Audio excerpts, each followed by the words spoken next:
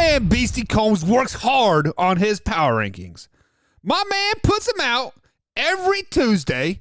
He puts in the work. He watches the games, and he's like, hey, this team is performing better. This team is doing worse. I got to bump this team up, but I like this team, but they're not. He does all of that each and every Tuesday. He does not look at anybody else's power rankings like, oh, I'm just going to copy CBS like other people do. Well, I'm just going to copy NFL Network like some people do. Some people that you follow on Instagram or Twitter or whatever, this is exactly what they do, but they just make it their own. We don't do that on Man Hour whatsoever. But my man Beastie Combs, this week, his power rankings, my God. Let me pull up the text that he sent me at like 6 o'clock this morning. Coming in number 10, the Jacksonville Jaguars. Okay, I see they're doing well. They are 2-1. They beat a Chargers team, which Combsy still has at number 5. What? Come on, Combsy. I mean, I get it. They have potential, but right now, they are not a very good team. Let's just be flat honest about it. And then number 9 is the Green Bay Packers. Okay. They did beat the Bucs. They were in the power rankings. Week 1, he had them in there. So, hey, we got to slot them back in there. Packers are a good team. But this is when I start scratching my head.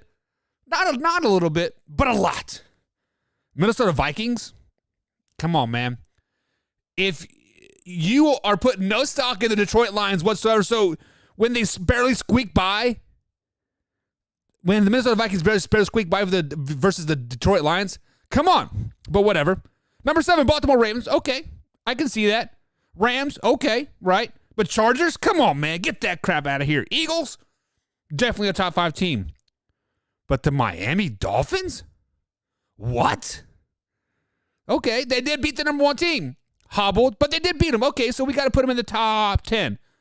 But then your 1 and number 2 teams both lost. Number 1, the Buffalo Bills, and number 2, Kansas City Chiefs. What in God's green gracious do you still think they're number 1, number 2 team in the NFL? Micah Hyde is a huge loss for the Buffalo Bills. It is worry head on Sunday versus the Miami Dolphins. But hey, he has the Miami Dolphins at number 3. So Beastie's Power Combs rankings, you guys are not following us on Instagram or Twitter, you should. manhour_sports, or you can all follow me at Twitter at manhour_buck. And every Tuesday morning, we give you guys top 10s, real top 10s. Not this manufactured computer crap. But man, Beastie does good work. But these power rankings, Jaguars, Dolphins, Chargers, Vikings, all up there? Come on, Combsy. Do better. Cue that intro. Are you ready for the best damn radio show on the planet? Man Hour Nation, rise up.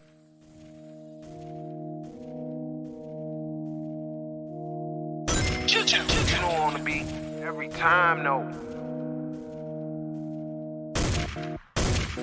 I would like to personally welcome you to Man Hour After Dark. Say that then. Why I bring you the host, Mike, Buck, and Combs. You know who's coming to the stage. Sports talk than what you about to hear right here. I second that. Go.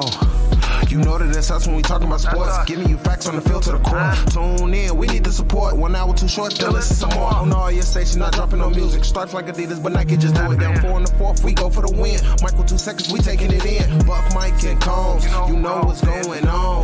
Man, now we're After Dark, no LA, we the big spark. No 4th and inches, won't cut short. Got the best talking, it's all sports. Buzzing more than buzzer beaters. We coming live all through your speakers, go. Let it build. Hit that snare. Hit the drums. Here we go. Ready? What is up, Man Hour Nation? Michael Buckhatcher here with the Man Hour. Head over to manhourradio.com and check out the blog section. Please do that. Subscribe to that blog. We drop blogs, new blogs every day, at least 3 a day. Get over there and read some good information from our Chase, from Andrew, from my man Tabai. We got a lot of great writers over there, guys, so tune in, check it out. manhourradio.com/blog section. And of course, support the show right here. You can do it absolutely free at youtube.com/manhour or any podcast format you're listening to. Simply hit the like button, leave a ranking, and share it with a couple friends. Sharing is caring, and that's exactly what we need you to do. We need you to do right now, right here, right now. Hit that like button, hit the subscribe button. If you listen to us on podcast form, boom, hit that 5-star ranking and give us an honest review. Working my butt out, guys, to trying to grow this show, and I need some feedback. We are 9 subscribers, guys. 9. Single digits away from the 2,000 mark right here on youtube.com/manor. So if you have not subscribed already, hit that subscribe button, hit the bell icon. We upload clips, and of course, we are live 5 times a week right here on youtube.com/manhour. Also, huge shout out to 313 The Flash. Next week, guys, we'll be doing an Instagram live with them. I believe it's Tuesday at 6 a.m. So if you're up bright and early, pop on in. Say what's up. I'll be live on IG. Shooting the shit. Selling some merch, Living the freaking dream over there. So what is up to everybody tonight? Tonight is Tuesday. If and Then Tuesday night here. If you guys do not know what if and then is, take you back to 5th grade science.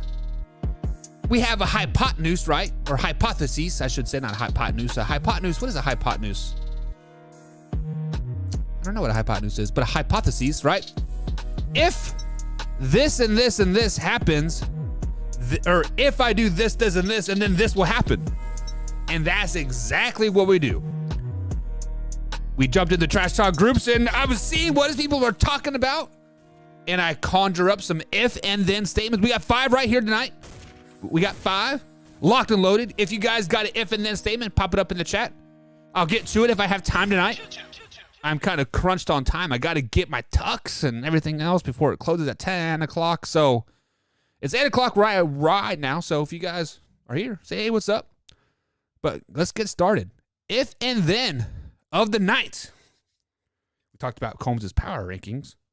Speaking of power, Dak Prescott apparently has a lot of power in Dallas. As you guys know, he broke his thumb week 1 versus the Tampa Bay Buccaneers. They ultimately ended up losing that game. Since then, Cooper Rush has kind of been on tear. He is undefeated as a starter, 2-0 on this 2022 season. Not bad performances. They beat the Bengals, and they beat the Giants for their South Line on Monday Night Football. So I feel that Dak Prescott is kind of feeling the pressure a little bit. And Dak Prescott says he is eyeing a return come week 4 or week 5. If he had it his way, he'll be playing week 4. If you guys saw the pregame on Monday night, Dak was throwing the ball pretty well. He was breaking a sweat and, looking somewhat healthy, right? So, the if and then question of the day. If Dak Prescott rushes back and isn't 100%, then what? If Dak Prescott rushes back and is not 100%, this is a typical Dallas Cowboy thing, right? Because we heard Jerry Jones say last week that he wants a quarterback controversy almost in Dallas. What is he going to get? He is going to rush Dak Prescott back because Cooper Rush is playing well. I mean, obviously they're professional athletes, right? So when you lose your job, like you kind of get that, right? Dak Prescott obviously doesn't want to lose his job whatsoever, so he's going to rush back. Jerry Jones messed up there because if Dak Prescott rushes back and isn't 100%, he will not be 100% for the whole year. Let's just be flat out honest about it.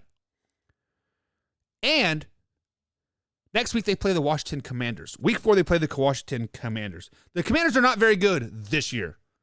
I think the Dallas Cowboys can stay at home. Cooper Rush can man the ship for one more week and be just fine. Get him 100% healthy versus that week 5 matchup when you travel to LA to take on the Rams. That's the game that Dak Prescott should be eyeing, not this week 4 game versus the Commanders. Yes, I know it's a division game and this, and he wants to come back and play, improve, and all. Slow it down, my man. Slow it down. So if Dak Prescott comes back and isn't 100%, then he will never be 100% for the rest of the 2022 NFL season. There's just no way is going to happen. Because the Washington Commanders defense is pretty good. Their front 7 is probably a top 5, even though they aren't performing at it right now. They are still there. They still got Chase Young and all those boys, right? They are still a good defense. Then the following week, if you're not healthy, then you maybe get a couple bruises, lumps in there. Then you could travel to the Rams and play Aaron Donald and who else is on that defensive line? Leonard. And it's a recipe for disaster. So Dak Prescott, take a deep breath.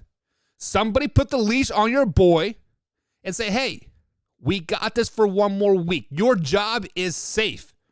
Mike McCarty and Kellen Moore need to pat him on his back, put the kid gloves on him and say, hey, this is your job. You're not going to lose it. This is no Tom Brady 2.0 crap, yada, yada, yada. Cooper Rush can be playing out of his mind, 500 yards passing, blowing teams out of the water. It doesn't matter. This is Dak Prescott's team, and he needs to know it. And Mike McCarty and Kellen Moore need to pat him on his back and say, it's okay, man. It's okay. Don't do it, Dak. Do not rush back. Do not push yourself in that situation to where there is a quarterback controversy. Because if Dak Prescott does rush back and he is not 100%, say he's 70%, it's his thumb on his throwing hand. He's going to have trouble throwing the ball if he's not 100%. Then let's say Dak Prescott loses to the Commanders. Let's say he loses to the Rams as well. Then you get a quarterback controversy. Well, Cooper Rush is 2-0 in the season. Dak Prescott's 0-3. Do we want that? Not if you're a Cowboys fan. Rest of the NFL, yes. You absolutely want that because that's the only way the Dallas Cowboys will shoot themselves in the foot by not going to the Super Bowl is having a quarterback controversy. And the rest of the NFL does not want the Dallas Cowboys in the Super Bowl. Why do not we want the Dallas Cowboys in the Super Bowl? Because they are the most annoying fan base in all of sports. Hands down, they are the most annoying fan base in all of sports. Tell me I'm wrong. Tell me I'm wrong. Alpha Rob says, but when Dak comes back and doesn't play good, the noise will start. You are absolutely right there, Alpha Rob. I think I said that in like a roundabout way. Yeah. He has to play good, right? I mean, he has to. Myles Garrett was in a car wreck on Monday afternoon, rolled his Porsche several times in a single car wreck. Him and the female passenger were transported to the local hospital. Today, Myles Garrett was released from the hospital with a shoulder strain, bicep strain, and a tricep strain. Basically, he has a sore shoulder from the seatbelt or whatever, right? Myles Garrett is a very intimate part of this Cleveland Browns defense. And right now, that's exactly what the Cleveland Browns have been relying on the first 3 weeks of the season is their defense. They have been holding teams under 20-ish points, right? But with the backup quarterback situation that they have and all the offensive controversy, the yada, yada, yada. So, if Myles Garrett cannot play on Sunday, then what? Then the Cleveland Browns will be perfectly okay for 1 week. They travel to Atlanta to play a Falcons team that's kind of under the radar, really bad-ish team, right? Yes, I know they squeaked out a win versus the not very good Seattle Seahawks, but let's just be honest. The Falcons are a bad team. They probably won't get more than 5 wins in this season. So I think the Cleveland Browns can miss Myles Garrett for 1 game and kind of let him get back to his 100% crazy-ass self, right? Helmet smashing dude, right? But then we have to look on beyond that point, right? They play the Chargers, Patriots, and Ravens and Bengals all back-to-back weeks. All games you need Myles Garrett. So, if I am Kevin Stefanski or the defensive coordinator, I don't know who the defensive coordinator is. I'm not a huge Browns connoisseur. But I would say, Myles Garrett, you are only playing if you are absolutely 100% because I need you versus the Chargers. I need you versus the Patriots. I need you versus the Ravens and Bengals. Screw the Falcons. If the Falcons beat us running the ball, kudos to them. Kudos to them. Because we're going to force them to pass the ball because Marcus Mariota can't pass the ball. He's much like Lamar Jackson. Pretty good at improvising, but when you let him sit there and pass the ball down the field, not very good. So, Myles Garrett, if you, just like the Dak Prescott we just talked about, if you are not 150% healthy going into this game, you are sitting out. or you're playing a very limited role. 15, 20 snaps, third and long, that's it. Go get the quarterback. I don't want you wrong arming blocks. I don't want you taking on double teams doing this. I don't want that. I need that next week. Need it next week.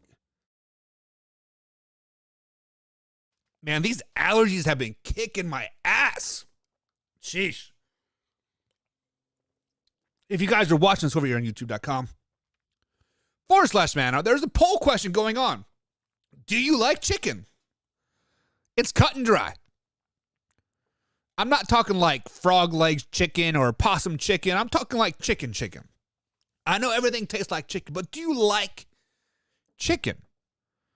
Like chicken legs, chicken wings, chicken thighs, chicken breasts. I do love me some chicken breast. Ooh, give me some of that white meat.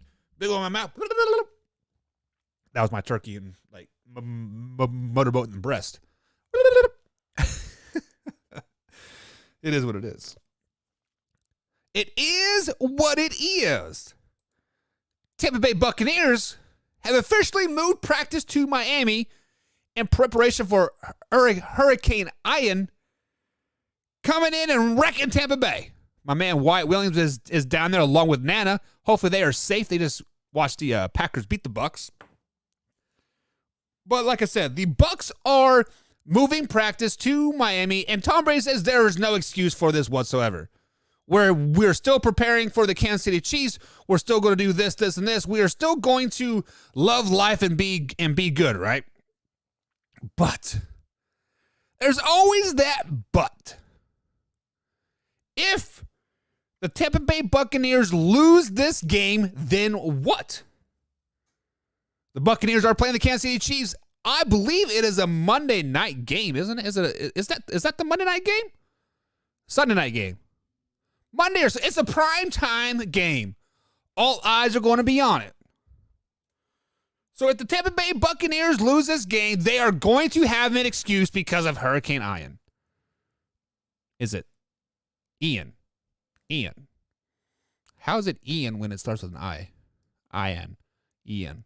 Whatever. Stupid. But if the Tampa Bay Buccaneers lose this game, then they will have every excuse in the book.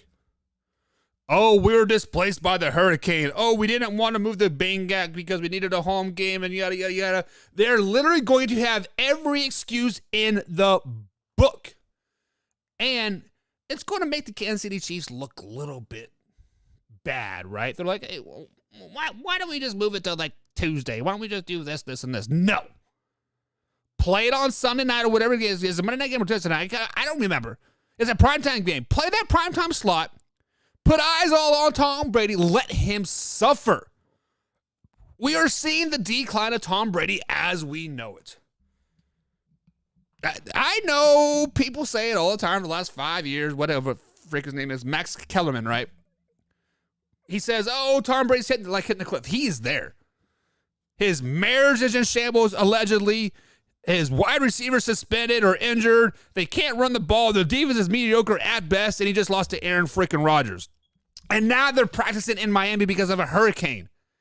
Every excuse is there in the book for Tom Brady and the Tampa Bay Buccaneers. Thanks, Alpha Rob. He says Sunday night is the game. So if the Tampa Bay Buccaneers lose on Sunday, which they will have every excuse in the book. And I am going to hear it nonstop from Buck fans all freaking week. Oh, we had to practice in Miami, in sunny Miami. It was too hot for us. Oh, we had to travel 3 hours down south to practice. Shut up. Shut the fuck. No. Kansas City Chiefs have to practice outside in the cold. It's like 40 degrees in Kansas right now. Who wants to practice that crap? It's too cold. Stupid. Absolutely stupid in the end. I don't know. It is what it is. It is what it is, as I say in Germany. Speaking of Germany, are you guys excited for the London game? I know they're not the same country or whatever, but they're in the same time zone, aren't they? 9:30 East Coast time. That means it's 5:30 a.m. West Coast time when kickoff starts on Sunday. Are you guys excited for that game? I'm not. Sundays are the only day that I could sleep in past 4 a.m. And damn it, I got to wake up at 4 a.m. again to get the housework done so I can watch football at 9:30 so my wife isn't up my butt. Actually, I take that back. I'll be hungover as shit. I'm not even going to get to watch the game. Because we'll be driving from Chicago. Combs, you need to move up your wedding. Like, move to like a Thursday. So I can take off work all week. Anyways. Speaking of moving up. Kenny Galladay got moved up to the field on Monday night. Got to play a couple snaps. So far this season, he's up to 25 snaps of the season. 116 yards catching, and he's 29 years old. If you guys do not remember, Kenny Galladay signed a 4-year, $75 million deal this offseason. But my man had a huge drop in the fourth quarter on Monday night versus the Dallas Cowboys. Quite possibly could have won them the game if he would have caught the damn ball. Mr. Stonehands himself. He gets paid to catch the ball, and he dropped it. Flat out dropped it. Like I said, he signed a 4-year, $70 million deal and has only taken 22 snaps prior to Monday with 116 yards receiving. So, if Kenny Galladay has another huge drop like he did on Monday night, then what? Then, my man, you are never going to see the freaking field again. You get paid to catch a football. If it hits you square in your hands, pop, pop, and you drop it, your ass is sitting right next to me, getting me water as I'm screaming you, why are you not catching the ball? He is already not playing enough as is. He's bitching and moaning about complaining as is. Then you drop a ball that could possibly win you the game? How is your new head coach going to love you if you can't even catch a damn ball in crunch time? And then you're bitching and moaning that you're not getting on the field? Okay. You want to play? You're going to play somewhere else. You are going to play somewhere else. We're going to trade your ass, and I don't care if it's the cesspool of Cleveland or the cesspool of Houston, Texas. I don't care if we send you to Seattle, Washington to be a backup to Tyler Lockett and DK Metcalf. I don't care. You drop another freaking pass, you are riding, and not in the back of the bus, not in the back of the plane. You're riding the undercarriage below the luggage. Keep it up. So if Kenny Galladay drops another big pass like he did, he will no longer be a New York Giant. Hell, he may not even make it to the bus after the game if that happens again. That coaching staff is grungy, man. They take no shit. Drop another pass. See what happens. Just do it. Just test me one time. Test me one time and see what the F happens. That's what I'll be saying to him. Just do it. Do it and see what happens. Mac Jones. The man, the myth, the legend, Tom Brady's son, illegitimate son, got hurt the last drive of Sunday's game and now is reported to miss 3 to 4 weeks with his injury, per sources. With that being said, if Mac Jones truly does miss 3 to 4 weeks, then what? If Mac Jones misses 3 to 4 weeks, the New England Patriots are probably going to go 0-3 and 0-4 in that stretch. Brian Hoyer is a valuable backup to have as a mentor, as a guy to lead the locker room, as a guy to lead the meetings, but you don't want him on the field. Especially at Lambeau Field. Especially playing against the Detroit Lions. Especially traveling to Cleveland to take on the Browns. You might want him against the Bears on Monday night, but hey, those next 3 games, if Mac Jones cannot play, then the New England Patriots are 0-3. No question in my mind. Hell, even with Mac Jones in there, I'm not sure if they don't go 0-3. Right now, the Patriots are kind of looking a little off sync. Their defense just isn't there. Their offense seems to be a little bit misguided. it is hard to have defensive play callers and are now all of a sudden calling offense. Defensive-minded coaches all of a sudden playing offense. Now, a great defensive player or a great defensive coach normally does make a pretty good offensive coordinator, right? But it still takes time to develop as a play caller to, predict what was going to happen. Hey, if I do this, then we're going to do this, this, and this, or this, right? They're like the play sheet's this big, but on 2nd and 6, you only have these sad of plays, and they're still starting to learn that. Matt Patricia is still trying to learn how to really call a successful game. Now he's obviously getting better. Week 1, they scored 7 points. Week 2, they scored 14 points. It was very good Pittsburgh Steelers defense, and then last week they scored 26 points. So law by average, they should be scoring 34 points next week, right? If the average keeps going up the way it is, boom, boom, boom, actually be 37 points, right? Obviously, Packers defense is pretty good.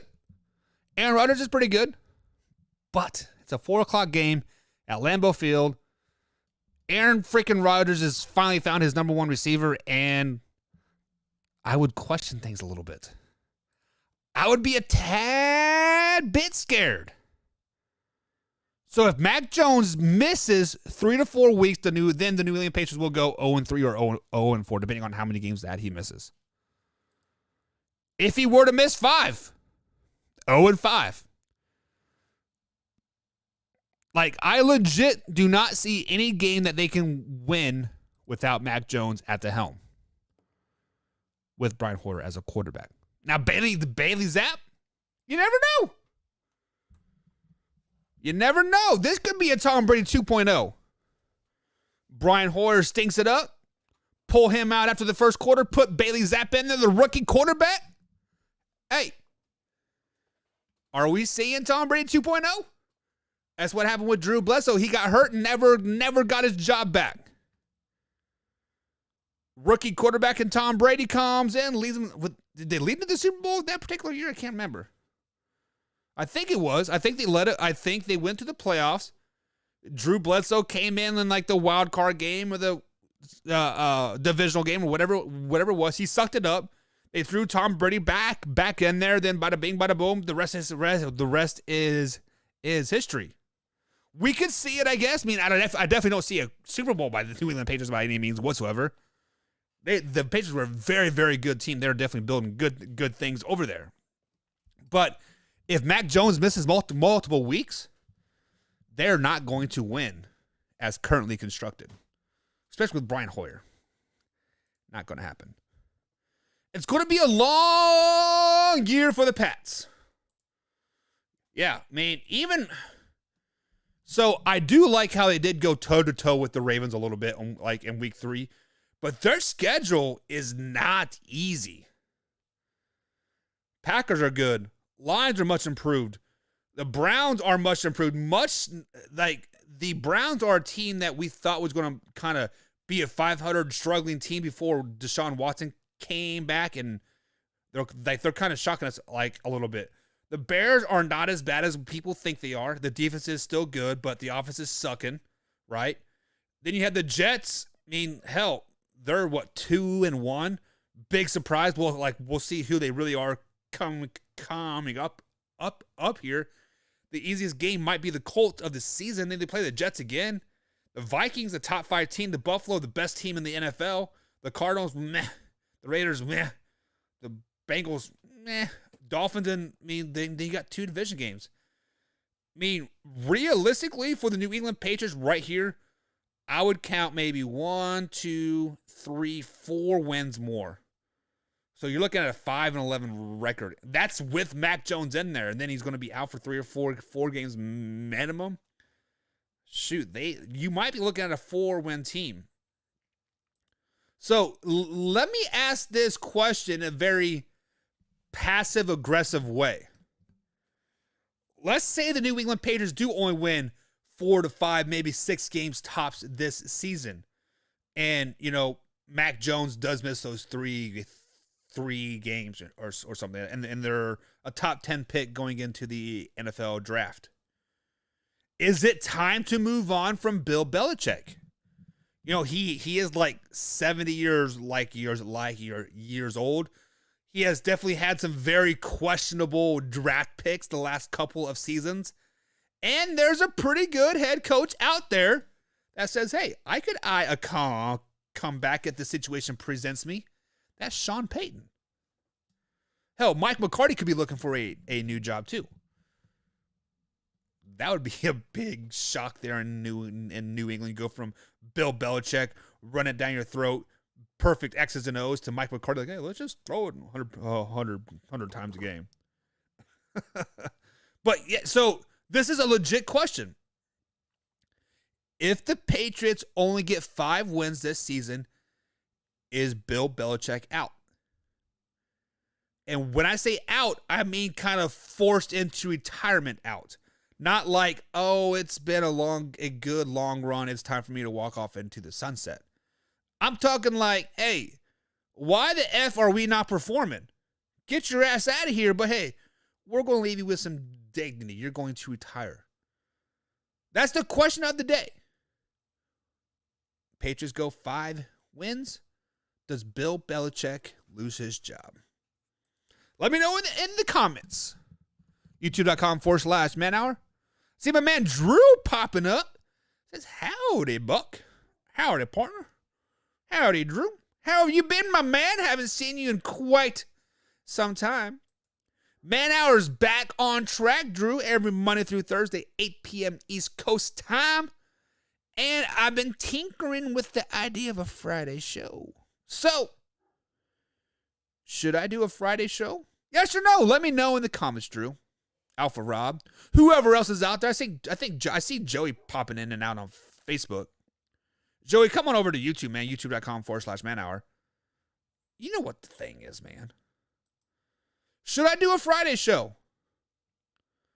You know, I got football and whatnot, but hey, I can make it happen. Coach Buck is gnarly, man. Gnarly. Drew, you been sick?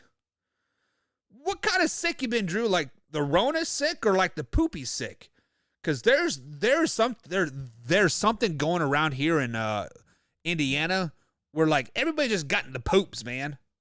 Like I'm talking like not just like the normal diarrhea, but I'm talking like the back of the bowl. You're gonna have to clean up after yourself type of poo. This is the type of poo that you want to go to McDonald's and like and handle, right? Like I gotta want this poop at my house. I want it in like McDonald's. Those are the type of poops that we've been having here. Head cold. It is that time of year. I mean, first day of fall was last Friday, right? So Thursday here in Kentucky, in Indiana area, it was like 95 or 96 on Thursday. The next Friday, boom, 55 and sunny. Perfect fall weather. How does that happen? They're like, oh, first day of fall, boom, give me some fall weather. Hell, tonight's supposed to be like 30 degrees, I think it is, or something. I might consider turning on the heater. Is it too early to turn on the heater? Let me ask you guys this question. We're kind of going off track because, you know, this is live, raw, and uncut sports talk. But this is just man talk now. This is the man hour. Is there a certain time of year when you say, hey, I cannot turn the heater on or the AC on because it's too early in the year? Like, I feel like summertime, like, I'm not turning on the AC till, like, middle of June. Like, June 15th, 16th, like, that is when, hey, we can turn on the AC. If it's April, May, is like 85, 90 degrees, suck it up. Suck it up. It's going to be cold during the night. Turn on the freaking fan. I kind of feel that way for the heater, too. Like, hey, like, probably Thanksgiving time. Not turning on the heater until Thanksgiving. Suck it up. Put on a blanket. Wear some slippers. I don't know. Something. Man, like, I feel back in Kansas, like, really, we only need the heater like three months, you know, like December, January, February. It's all nice until about July. Then it's like, boom, better crank that AC up. It better not break. Better not break. Better not break. All right, guys, so that is the if and then statements of the night. I've been running a little short shows this week because, you know, we're prepping for the wedding. Not my wedding. Combs is getting married on Saturday. And I got to go pick up the tux. I got to go do this, and this. I got to get the oil change in the car because we're driving to Chicago. It's like a 5-hour trip, right? All the good stuff. So we'll be back tomorrow with my man, Tori. Mr. Tori Anderson himself at manhour_Tori. If you're not following him on Twitter, you should be. Or Fantasy Football Discussion Group. The link is in the description, guys. Check it out. Join us. It is good times. Play some music there. Get the people going. We'll see you tomorrow. 8 p.m. East Coast time. I'll be sweaty, fresh out of practice. Because Wednesdays are late practices. See you guys then. Tua got rocked on Sunday. There's no question about it. This man was stumbling back to the huddle. Couldn't even stand on his own 2 feet. And then just a quarter later, he's back on the field and not even in concussion protocol. This is a complete asinine move by the Miami Dolphins. They should get punished for this. This is absolutely crazy. There's no question in my mind that Tua got a concussion. No question about it.